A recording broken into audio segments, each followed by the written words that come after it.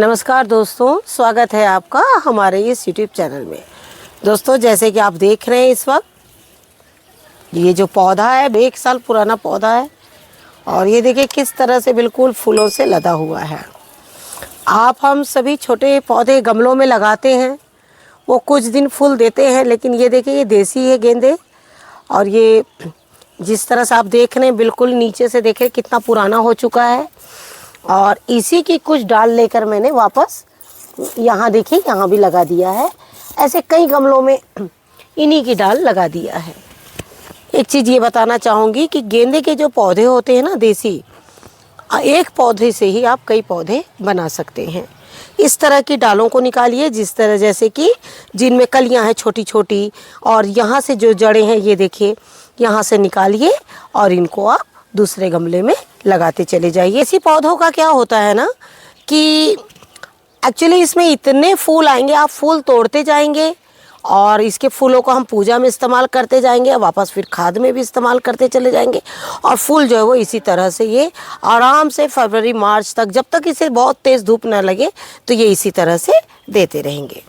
लेकिन इसके साथ ही आज हम कुछ साग जो हमने लगाया था, जिस तरह से हमने चने की साग लगाई थी और आप लोगों से कहा था कि चने के साग को किस तरह से लगाइए, उसको कितना गोबर मिलना चाहिए जिससे कि उसका ग्रोथ जो है वो बहुत अच्छा हो। और आप देख रहे हैं कि इनका ग्रोथ जो है वो कितना अच्छा हुआ है। लेकिन चने की साग को इस तरह से बढ़ने नहीं देना है। तो आपको क्या करना है, जैसे ये देखिए यहाँ से इनको इस तरह से तोड़ते हुए चले जाना है। इनको तोड़ना बहुत ज़रूरी है। चने की साग को तोड़ने से जो चने की साग है वो फिर से फैलेगी। क्योंकि आपने देखा होगा जब हम हरे चने खरीदते हैं तो उसमें एक डाल में कई सारी डालें होती हैं। क्यों होती हैं? क्योंकि वो इस तरह से उसमें उनकी जो है तोड़ाई हो जाती है और उससे क्या होता है कि बहुत सारी डालें निकलती हैं और उसके बाद वो जितना घना होगा चने उसमें उतने ही ज़्यादा लगेंगे। अगर हम इसे नहीं तोड़ेंगे तो ये पौधा जो है बहुत ज़्यादा ऊंचाई में चला जाएगा और जो घना है वो नहीं हो पाएगा। लेकिन इसको हम एक चीज़ बताना और भी चाहेंगे कि आपको इसको कभी भी जड़ से नहीं काटना है, इस तरह से तोड़ना है कि इसमें दूसरे जो पत्ते हैं वो आ सके।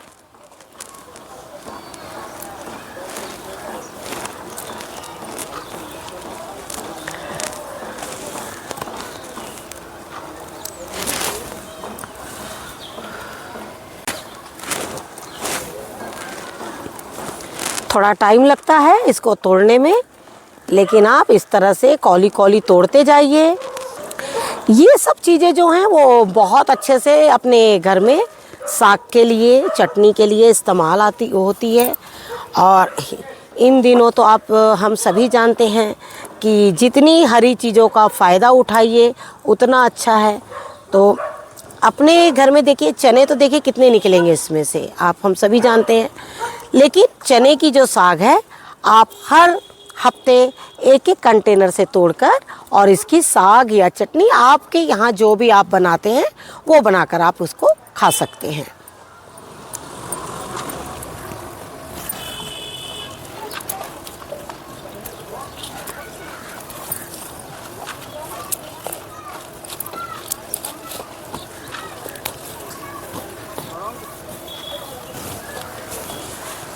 ये देखिए इस तरह से हमने इसकी सभी सागें तोड़ ली हैं। अब इसमें आप वापस गोबर का, सरसों खली का लिक्विड खाद बनाकर आप इसमें डाल दीजिए। और इसी तरह से जब भी आप साग तोड़ें तो इसमें खाद जो है वो डालते जाइए और वो बहुत अच्छे से फिर से घनी हो जाएगी।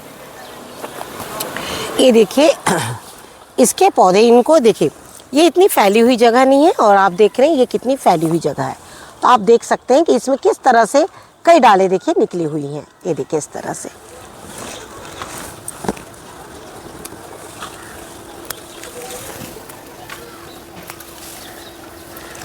अभी भी जिन्होंने चने नहीं लगाए हैं वो चने लगा सकते हैं और अभी भी काफ़ी अच्छे से चने निकल जाएंगे। क्योंकि अभी ये मौसम ही है चने लगाने का। नवंबर में जहाँ तहाँ पूरे चने लगाए जा रहे हैं। जिन जिन की जैसे जैसे खेतों में टाइम मिलता है जैसे जैसे उस तरह से लोग लगाते हुए चले जाते हैं। कुछ फसल आगे कुछ फसल पीछे होती है। उसी तरीके से जैसे अब हम इसकी चने की साग खाएंगे, तब तक अब हम दूसरे चने आज लगा देंगे और फिर दूसरे चने भी वो इसी तरीके से तैयार हो जाएंगे।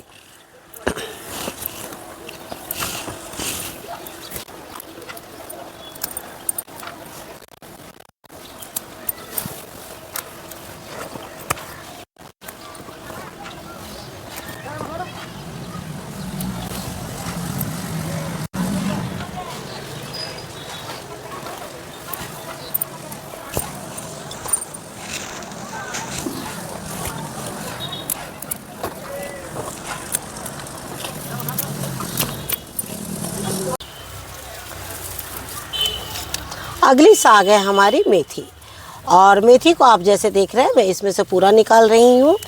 हालांकि यहाँ मेरे यहाँ मेथी ज़रा थोड़ा कम होती है, लेकिन फिर भी मैं अपना जो शौक़ है वो पूरा कर लेती हूँ थोड़ी बहुत लगाकर। और इस तरह से मैंने 3-4 कंटेनर लगाए थे और प्रतिदिन उसमें से तोड़ के लेके चली जाती हूँ। लेकिन आज जब मैं इसमें से पूरा लगा रही हूँ कि मैं इसमें से पूरी निकाल रही हूँ, क्योंकि मुझे ये कंटेनर जो मेरा प्याज का है और मेरी प्याज की जो नर्सरीज़ हैं वो सब बड़ी हो गई हैं, तो आज मैं इसमें प्याज लगाऊंगी। तो मेथी है, सरसों है, ये सब लगाने के बाद ना आपको मिट्टी चेंज करने की ज़रूरत नहीं। बस इस मिट्टी को थोड़ा सा आप किसी करनी से किसी भी चीज़ से अच्छी तरह से हेर फेर कर दीजिए, और हेर फेर करने के बाद थोड़ी और ताज़ी मिट्टी डालकर और आप इसमें प्याज वगैरह, लहसुन, प्याज जो भी है वो आप इजीली लगा सकते हैं।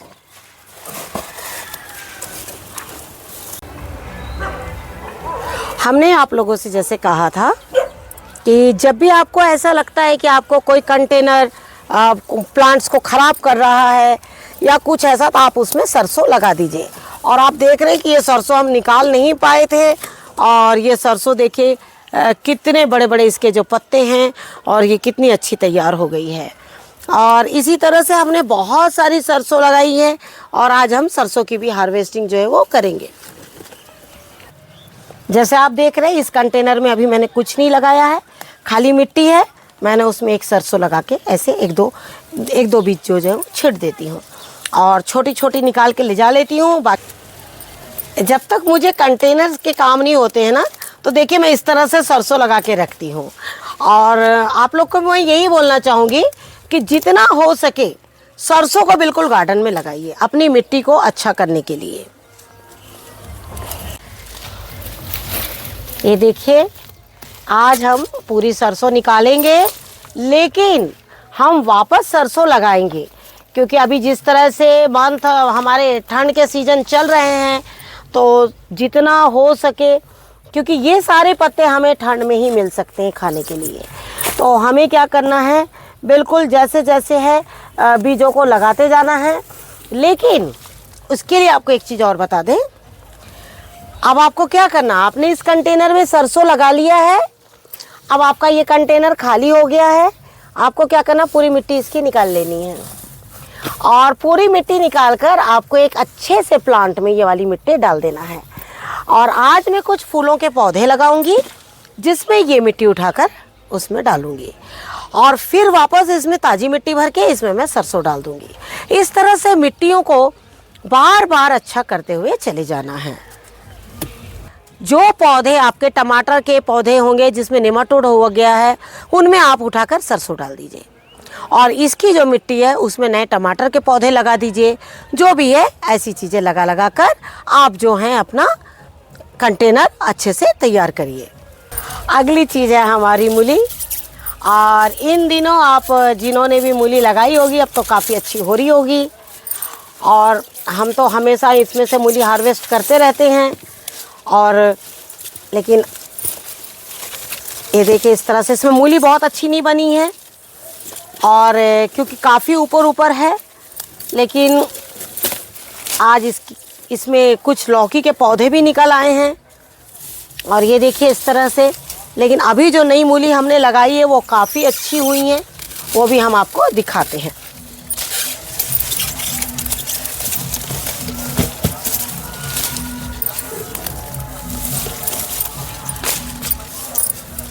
देखिए ये जो मूली है ये काफ़ी अच्छी होगी, कुछ कुछ मूली ऐसी होती हैं जो बहुत अच्छी नहीं होकर उनमें पत्ते ज़्यादा होते हैं, लेकिन कुछ मूली जो हैं वो अपने आप में शुरू से ही देखे ये किस तरह से जड़ें जो है इसकी देखे चौड़ी हो रही हैं और इस तरह से इसमें मूली जो है वो तैयार होने लगी। तो जिन्होंने भी मूली नहीं लगाया है वो अभी भी मूली लगा सकते हैं। तो चलिए हम आपको बताते हैं कि मूली को किस तरह से लगाना है। आप हम सभी जानते हैं मूली है, सरसों है, ये सभी जो पौधे होते हैं ना, इन्हें बहुत ज़्यादा आपको बार बार ठंड के दिनों में मिट्टी बदलने की ज़रूरत जो है वो नहीं होती है। जैसे इस कंटेनर में हमारे पहले सरसों की साग लगी हुई थी, फिर हमने कुछ ऐसी प्रतिदिन हम जब उसमें से निकाल के लेके जाते हैं तो जो जगह बस्ती उठा के धनिया डाल दिया, कुछ भी डाल दिया। लेकिन आज जब इसमें से मेरी पूरी सरसों की साग जब इसमें ख़त्म हो गई है तो आप जैसे ये देख रहे हैं, ये है हमारे मूली के बीज। और मूली के बीज अभी हम नवंबर, दिसंबर इन महीनों में बिल्कुल लगा सकते हैं। जब हम बहुत ज़्यादा लेट हो जाएंगे वो है जनवरी के 15 के बाद, तो उसमें क्या होता है जब हम मूली लगाते हैं तो वो थोड़ा सा कम बड़ी हो पाती है। बहुत पहले लगाने से भी आपकी मूली बड़ी नहीं होगी। जैसे कि आपने देखा कि अभी जो हमने मूली निकाली है और वो इतने जल्दी आपकी बहुत अच्छे से तैयार, मतलब पत्ते बहुत अच्छे हैं लेकिन मूली उतनी अच्छी नहीं हुई है। लेकिन अब जो आप मूली लगाएंगे वो जो है वो बहुत अच्छी घनी होगी। तो मूली चाहे अगर आपके पास एक एक दो दो बीजों को भी लगा सकते हैं और इस तरह से क्यारियों में क्यारियाँ बना के जो आपकी सुविधा हो उसके अनुसार आप लगा सकते हैं।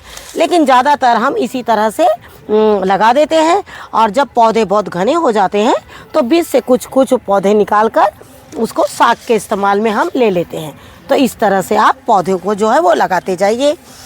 मूली के लिए जो कंटेनर है वो आप कभी भी 9 इंच का रख लें, उनकी डेप्थ हो तो ज़्यादा अच्छा होगा, जिससे कि मूली की जो लंबाई है वो बहुत अच्छे से उसमें आ जाए। तो मूली है, सरसों है, ये सब चीज़ें क्या है पूरी आप ठंड में थोड़ा थोड़ा बिल्कुल लगाते रहिए। आप ये मत सोचिए कि हमने लगा लिया है तो बस, नहीं, वो ख़त्म हो जाएगी। लेकिन एक समय ऐसा आता है जो कि देखिए ठंड के शुरुआत में भी पत्ते हरे बहुत अच्छे लगते हैं और जब ठंड जाने लगती है ना तब भी पत्ते वो हरे बहुत अच्छे लगते हैं। तो इन दोनों मौसम को ध्यान में रखते हुए और इस तरह से आप लगाते चले जाइए। तो जैसे आपने देखा बीच में धनिया है, मैंने नहीं निकाला है, वो 2-4 दिन बाद मुश्किल से 1 वीक में वो धनिया बड़ा हो जाएगा, वहाँ से मैं पूरा धनिया निकाल लूँगी और मूली जो है वो अपनी आप बढ़ती चली जाएगी।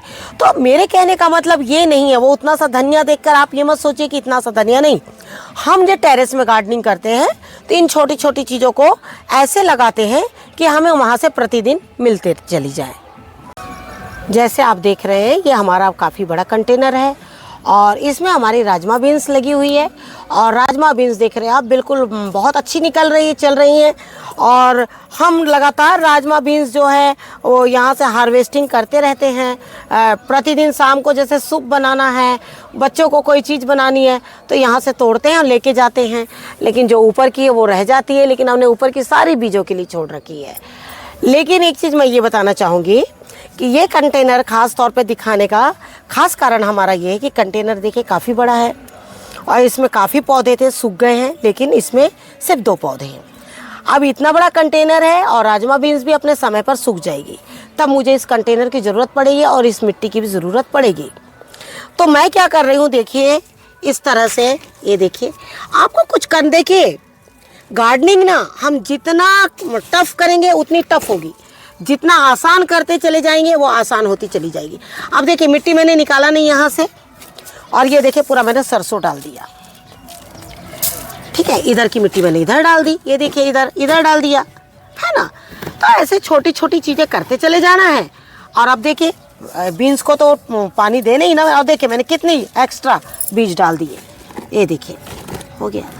अब आपको तो देखिए इसमें कोई मेहनत नहीं है ना। तो ऐसे बड़े बड़े कंटेनर्स में क्या करिए, सरसों डालते जाइए, जितना हो सके सरसों।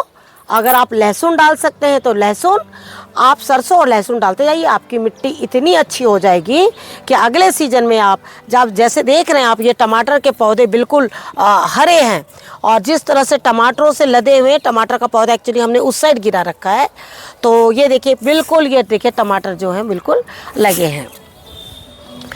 मैंने आपसे कहा कि इसी तरह से सरसों को लगाते रहने से ये सारी मिट्टियाँ जो है वो हमें अगले साल काम आती है। और आप देख रहे हैं कि टमाटर के पौधे किस तरह से बिल्कुल हरे हैं, इनमें कोई रोग नहीं। और ये देखिए ये सारे नए पौधे भी हैं हमारे, और ये इसी तरीके से। और ये सारे पौधे मैंने जहाँ जहाँ लगे थे वहाँ वहाँ से निकाल कर और इन कंटेनरों में लगाया है, ना कि इनके सीड्स मैंने लगाए हैं। जो किचन वेस्ट जो होता है हमारा, किचन वेस्ट का जो पानी जो कचरा होता है हमारा, जो भी वो सारा जो मैं डंप करती हूँ, उसी में से जो पौधे निकलते हैं वही टमाटर के पौधे मैं तैयार करती हूँ। तो देखिए इस तरह से आप लोग भी लगाते रहिए छोटी छोटी चीज़ें। और इसी तरह से जैसे मैंने इसमें सरसों के बीजे डाल दीजिए, आप भी डाल दीजिए, और उसमें से साग भी खाते रहिए। और एक समय पर बस मिट्टी निकाल के बस मिट्टी भी डालते जाइए पौधों में। तो जैसे आपने देखा कि हमने आज आपको साग तोड़ने के माध्यम से ही, जैसे सरसों है, मेथी है, चने की साग है, मूली है, ये साग तोड़ना और आपको दिखाने का मेन मकसद एक ही है हमारा कि आप जितना हो सके जो भी जगह खाली मिलती है वहाँ थोड़ी थोड़ी सरसों और लहसुन को डालते जाइए और अपनी ज़मीन को बिल्कुल उपजाऊ और कीटों से मुक्त बनाते जाइए। Thank you very much. नमस्कार। जय हिंद, जय भारत।